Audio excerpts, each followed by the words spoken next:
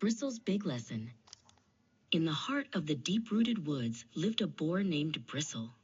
He was known for being the most diligent animal in the forest.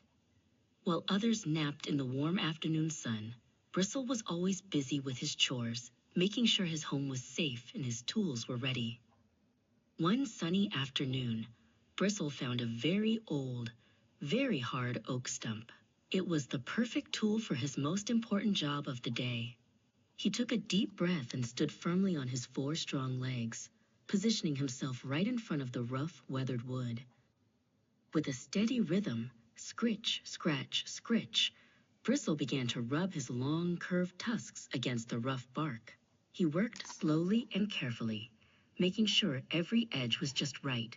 He didn't mind the hard work because he knew how important it was to be prepared.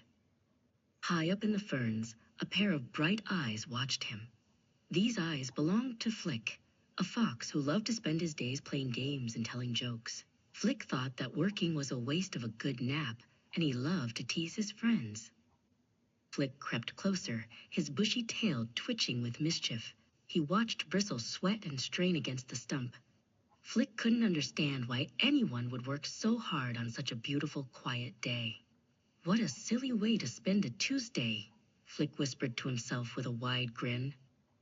Suddenly, Flick jumped out into the clearing.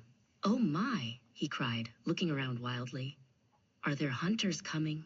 Is there a giant bear hiding behind that daisy? Is the sky about to fall, Bristle? You look like you're getting ready for a huge battle." Flick leaned down and peered under a single clover leaf. He hopped behind a tiny pebble and pretended to shiver. "I don't see any danger anywhere. Do you see any danger, Bristle?